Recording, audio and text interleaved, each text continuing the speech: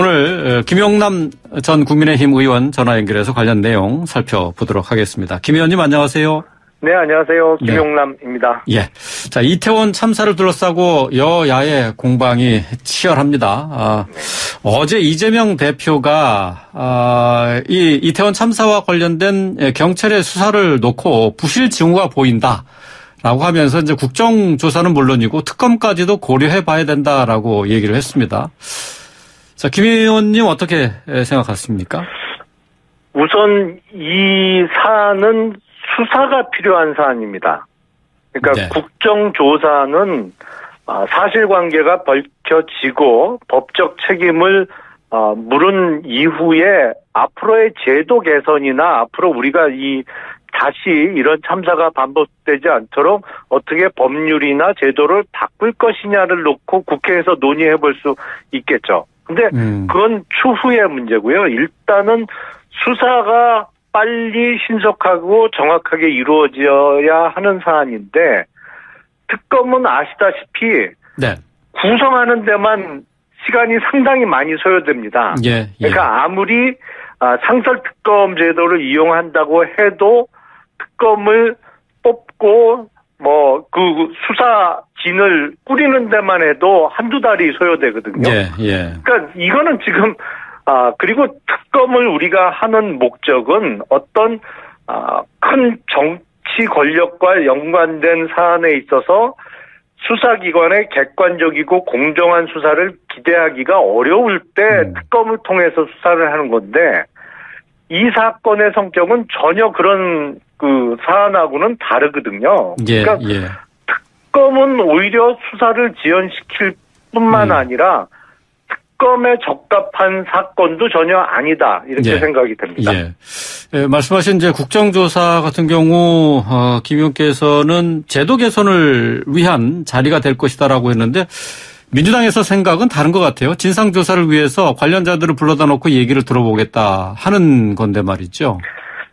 그게 국회에서 이제, 국정조사를 통해서 의원들이 질문하는 것이요. 네. 수사기관에서 수사를 하는 거하고 똑같을 수는 없습니다. 공개된 자리고 그리고 시간을 배분해서 여러 사람이 돌아가면서 5분씩 길게는 7분씩 묻는 건데 그래갖고 이 실체 파악이 적절하게 이루어지기는 어렵죠. 그러니까 이거는 수사 대신 국정조사를 하자. 전혀 현실과는 맞지 않는 얘기입니다. 강제 수사가 먼저다. 그럼요. 그런 말씀이시죠. 예. 자, 이제 국민의힘에서는 이제 지금 야당의 특검 주장과 관련해서 검수완박 때문에 지금 이런 특검 주장까지 나오는 것 아니냐. 결국 경찰의 수사를 믿지 못하겠다 하는 건데 검찰이 직접 수사에 관여할 수 없는 상황을 만든 게 민주당 아니냐. 이렇게 얘기를 하고 있어요. 어떻게 보십니까? 논리적으로는 틀리지 않은 얘기라고 생각을 합니다. 물론 민주당이 주도해서 소위 검수완박을 통과시킬 때는 경찰에 전적으로 수사를 맡겨도 된다.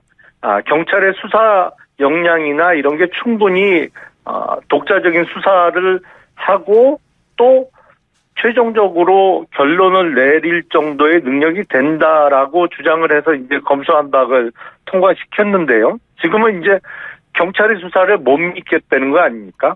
물론 경찰을 상대로 수사를 해야 되는 거기 때문에 그럴 가능성도 있어요. 근데 전체적으로 검수완박을 통해서 무리하게 국가의 총체적인 수사 역량을 깎아먹었기 때문에 이런 일이 발생하는 것이거든요. 그러니까 경찰을 수사해야 돼서 공정성을 담보하기 어려울 때는 검찰에서 수사하면 됐던 건데 이걸 검찰의 수사권을 박탈해버리면서 이런 사태가 만들어졌죠.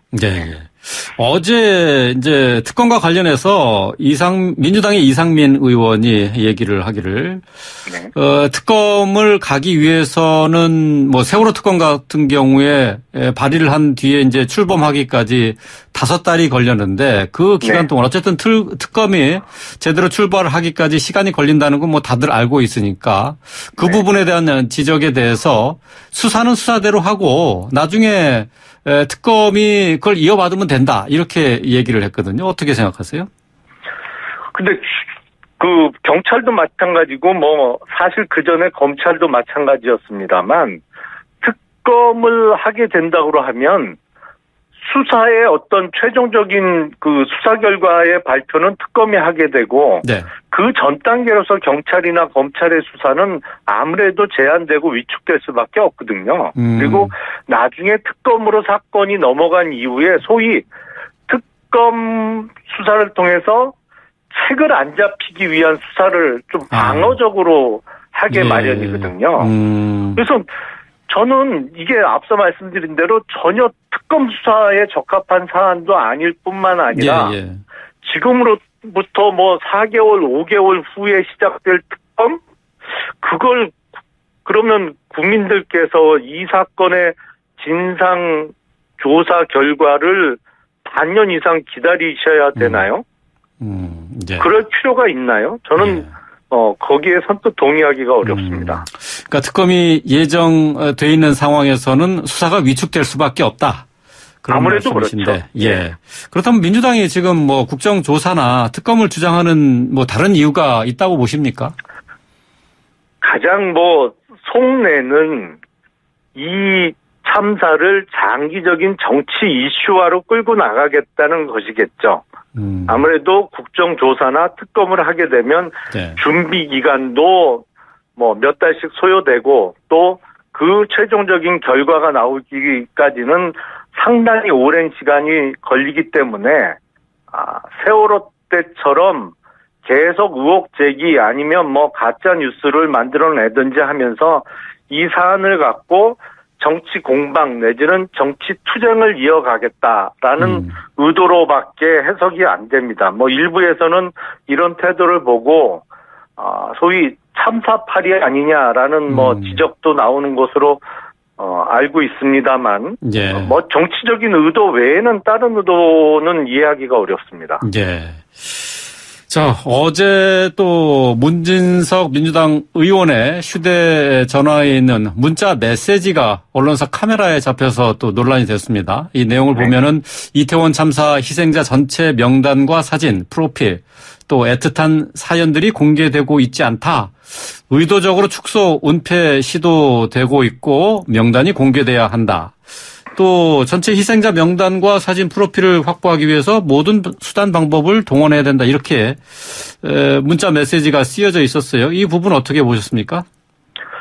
일단 이 문자를 누구로부터 받았는지 좀 공개를 했으면 좋겠고요. 이 문자 메시지는 민주당의 민주연구원 부원장이 보냈다고 돼 있지 않습니까? 그게 확인이 됐나요? 예. 지금 제정신인가요?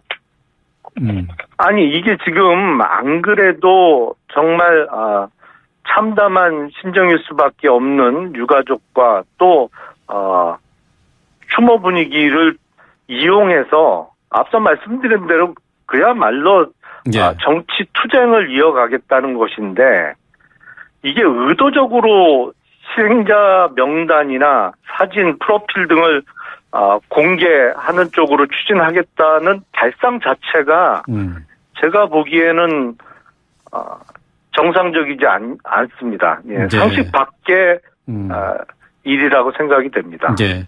어제 이제 이 문자 내용을 보면은 희생자들의 추모 공간도 만들어야 된다라는 내용도 들어 있어요. 오늘 이 한덕수 총리가 이 관련해서 질문을 받았습니다.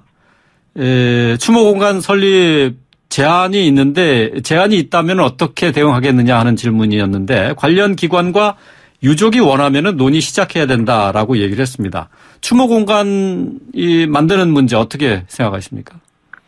그거야말로 정말 논의가 필요할 것 같고요. 일단 유가족분들이 그것을 원하는지도 확인이 필요하다고 생각을 합니다. 네. 무엇보다도 이 사건으로 인해서 많은 국민들께서 큰 충격을 받으셨습니다만 누가 뭐래도 가장 가슴 아프고 앞으로 평생 동안 잊지 못할 그 충격과 슬픔을 받은 분들은 유가족분들이에요. 예, 그러니까 예. 앞으로 뭐 어떤 조치가 됐던 뭐 추모 공단이 됐던 뭐 어떠한 추모 사업이 됐던 유가족들의 의사를 확인하고 네. 그분들의 뜻에 따라서 이루어져야 되지 않나 싶습니다. 예.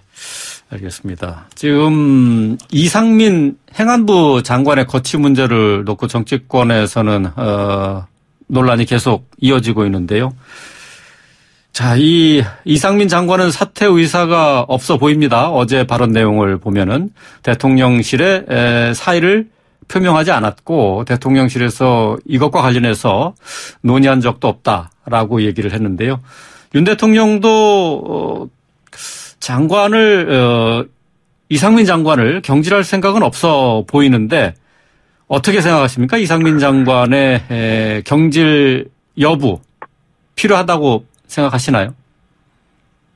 제가 보기엔 네. 윤석열 대통령과 이상민 장관 본인도 아마 사퇴를 생각하고 있을 거로 생각이 됩니다. 사퇴를 생각하고 있을 것이다. 예, 다만 시기의 문제일 것이고, 예. 지금 사고 원인 규명과 그 사고 과정에서 벌어졌던 각종 그 실수와 과오들을 정리한 다음에 네. 이 사건의 진상을 규명한 이후에 책임을 지는 모양새를 생각하지 않을까 싶고요. 네. 저는 뭐 결국에 이상민 행안부 장관의 사퇴는 피할 수 없다라고 생각이 됩니다. 뭐 그건 피할 수 없다. 너무 많은 국민들이 피해를 입었기 때문에 뭐 행안부 장관이 당연히 정치적인 책임을 져야 되지 않을까 싶습니다. 예. 그런데 어제 이제 윤 대통령의 국가안전 시스템 점검 회의 때 나온 발언들을 종합을 해 보면은 경찰 개혁 또는 이제 책임자 문책 이 부분을 여러 번 강조를 했어요. 결국은 이쪽으로 대통령실에서는 가닥을 잡은 것 같기 때문에 지금 언론에서는 이상민 장관의 유임 기류가 보인다라고 생각하고 있는데 그건 아니다 이렇게 생각하시는 거네요? 제가 보기엔 뭐 결국엔 사퇴를 하게 될 것 같고요. 네. 그리고 아마도 이상민 장관 본인도 사실은 이 사건의 어떤 국민들께 보고를 드린 이후에 전체적인 사실관계나 책임 규명을 끝낸 이후에는 사퇴를 하려고 마음먹고 있지 않을까 싶고 네. 이거는 뭐 윤석열 대통령께서도 이상민 장관이 계속 자리를 지킬 수 있을 거라고는 생각하지 않고 네. 있는 것이 아닐까 싶습니다. 그래서 뭐 지금 어제 열린 회의에서 강하게 경찰을 질책한 것 자체가 그건 뭐 경찰의 어떤 과오가 드러나고 있기 때문에 그 부분을 지적을 한 것이고요. 경찰 선에서 뭐 그게 이제 경찰청장이 됐던 서울지방경찰청장이 그 선에서만 어떤 책임을 묻고 끝내겠다는 취지는 전혀 아닐 것으로 저도 생각을 합니다. 그래요. 예. 또 윤 대통령과 관련해서는 야당에서 계속해서 대통령의 공식적인 사과를 요구하고 있습니다. 물론 윤 대통령은 여러 자리에서 종교 행사를 통해서도 죄송하다는 그런 입장을 밝히면서 공개 사과를 하긴 했습니다마는 국민의힘에서는 이미 여러 차례 사과했다고 반박하고 있는데 민주당은 계속 사과를 요구하고 있어요. 어떻게 생각하십니까? 민주당은 항상 뭐 그 대규모 참사가 일어날 때마다 같은 말을 되풀이하죠. 세월호 참사 이후에도 진상 규명을 지금 그게 2014년도에 일어났으니까 지금 8년째 같은 말을 되풀이하고 있죠. 그래서 9차례에 걸쳐서 뭐 위원회를 다시 꾸려서 조사를 했습니다만 여전히 뭐 세월호 관련해서도 진상 규명이라는 얘기를 계속 꺼내고 있는데 어차피 뭐 도돌이표처럼 반복을 할 것이기 때문에 뭐 별로 귀담아 들을 얘기는 아닌 것 같고요. 다만 윤석열 대통령께서 수차례 이미 사죄의 말씀을 드렸습니다만 이 사건과 관련해서 종합적인 수사 결과를 보고가 이루어진 이후에 아마 자리를 마련해서 다시 한번 사과의 말씀을 국민들께 드리는 기회가 있지 않을까 싶습니다. 네, 진상조사가 마무리되는 대로 대통령이 별도의 자리를 마련할 것이다. 네. 자, 어제 한동훈 장관의 발언 때문에 국회 예결위에서의 발언이었죠. 이 발언 때문에 또 논란이 일었습니다. 한동훈 장관이 김어준 씨 또 황운하 의원과 같은 직업적인 음모론자들이 국민적 비극을 이용해서 정치 장사하고 있다라고 얘기를 했는데 여기에 대해서 이제 황운하 의원이 한동훈 장관을 고소하겠다. 완벽한 모욕죄다라고 얘기를 했습니다. 어떻게 보십니까? 글쎄요, 어느 부분이 모욕이죠? 저는 황운하 의원의 주장에 선뜻 동의를 못 하겠는데요. 어느 부분이 모욕이라는 건지 잘 모르겠습니다. 네. 그러니까 지금 이제 한동훈 장관이 문제를 삼은 것은 황운하 의원이 김어준 씨 프로그램에 나와서 이번 이태원 참사의 원인이 한동훈 장관이 추진하고 있는 마약 수사와 관련돼 있다라고 얘기를 했거든요. 이제 아니 그러니까 저도 그 사실관계는 아는데요. 그건 아시는데요. 예. 그러니까 황운하 의원의 그 얘기 자체가 너무 황당한 얘기라. 그러면 우리 사회에 지금 점점 퍼지고 거죠. 있는 마약에 대해서 수사를 안 해야 되나요? 그리고 마약과 관련해서 강한 수사 내지는 마약과의 소위 전쟁을 벌이는 게 이 사건의 원인이라고 생각을 정말 하는 걸까요? 황운하 의원은? 저는 정상적으로 잘 이해가 되지 않습니다. 그러니까 소위 음모론자 아니냐 그런 말을 들어도 표현은 좀 그랬습니다만 좀 싸죠. 그런 말은 충분히 들을 만한 거 아닌가 싶습니다. 그 황운하 의원이 이제 지금 주장하는 완벽한 모욕죄에 해당이 됩니까? 어쨌든 이 지금 직업적 음모론자다라고 하는 발언, 모욕죄에 해당되는 건가요? 본인은 기분 나빴을 수 있겠는데 전후 사정을 들어보면 그 표현에 충분히 납득할 만한 그 전후 사정이 있는 거 아닌가 싶습니다. 충분히 납득할 만한 표현이다. 네네. 예. 법정에서도 이게 그런 게 인정이 되나요? 그런 그게 전후 사정으로 그런 주장이 터무니없으니 직업적인 음모론자다라고 얼마든지 표현할 수 있다. 이게 그 법정에서도 인정이 됩니까? 한번 그게 공방을 지켜봐야 될 것 같은데요. 공방을 지켜봐야 된다. 예, 알겠습니다. 자, 잠시 후에 이제 더불어민주당의 용산 이태원 참사 대책본부 부본부장이죠. 이성만 의원과 인터뷰를 할 텐데요. 또 이제 민주당에서 주장하는 것 중에 하나가 이태원 참사의 원인이 청와대 이전이다라고 주장하고 있지 않습니까? 이제 경호처 인력 배치 때문에 효율적인 경찰 인력 배치가 불가능해져서 참사가 커졌다라고 주장을 하고 있는 거거든요. 이 부분은 어떻게 보세요? 그래서 오늘 그 대통령실의 경호처 차장이 밝혔습니다만 지금 민주당 일부에서 주장하는 그 관저 주변에 배치됐던 경찰 병력은 민주당의 주장과는 전혀 다른 것 같고요. 훨씬 그거보다 작다라고 밝혔고 관저 주변이요. 오히려 이 참사가 일어난 거야 여러 가지 원인이 있겠죠. 물론 3년 만에 마스크를 벗고 이루어지는 소위 할로윈 그 행사기 때문에 더 예전보다 더 많은 시민들이 모일 거를 예상하고 준비를 했어야 되는 것도 있고 단계별로 여러 가지 실수가 보입니다만 그 대통령실과 관련해서 특히 관저와 관련해서 거기에 집중돼서 효율적인 경찰력 배치가 안 된 게 원인이다. 네. 그렇게 따지면 사실 보다 더 직접적인 원인은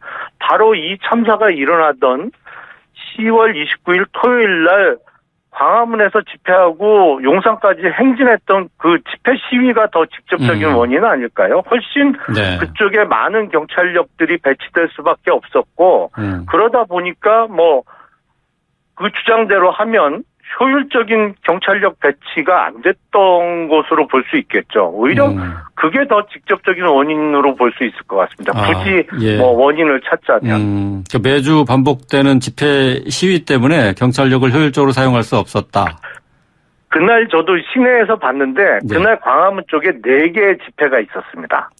소위 얘기하는 반정부 그 투쟁을 하는 퇴진 집회, 윤석열 대통령 퇴진 집회가 있었고요. 예. 네, 집회가 2개가 있었고요. 예. 또 반대되는 성격의 집회가 2개가 광화문 쪽에 있어서 전부 4개의 집회가 있었는데 네네. 정부 퇴진을 주장하는 그 단체가 거기서 집회를 끝내고 용산까지 쭉 행진을 했거든요. 예. 보면 거기에 어마어마하게 많은 경찰력이 배치된 것도 사실입니다. 그러니까 민주당의 주장처럼 비효율적으로 경찰력이 배치돼서 이 참사가 일어났다고 하면 보다 많은 경찰력이 배치됐던 그 집회와 시위를 원인으로 지목할 수 있겠죠. 예, 예. 자, 윤석열 대통령이 지금 경찰의 기강회의 문제 또 책임자 문책 부분을 강조하고 있습니다. 네. 이 부분 중에 이제 하나가 바로 이제 이임재 용산 서장의 그 당시 그 행동 반경이랄까 뭐 하여튼 그 대책 어떤 식으로 이 사태를 맞이했는지 하는 부분에 대해서 계속해서 지금 논란이 되고 있어요. 대통령실에서는 용산 서장과 통화를 했는데 뭐 통화가 되지도 않았고 그다음에 콜백도 없었다라는 얘기에 이어서 오늘은 11시 26분에 통화가 됐고 30분에 또 통화가 됐는데 이 사고가 지난 지 1시간 10분 넘게 지났는데도 상황 파악 중이다라는 말을 했다고 해요. 이 부분에 대해서는 어떻게 이임재 서장에게 직무유기 혐의가 적용이 될 만한 부분입니까? 어떻습니까? 우선 법률적으로는 직무유기는 본인이 해야 될 임무를 고의로 안 했을 때 성립할 수 있거든요. 해야 될 일을 안 했을 때. 예. 근데 그게 이제 소위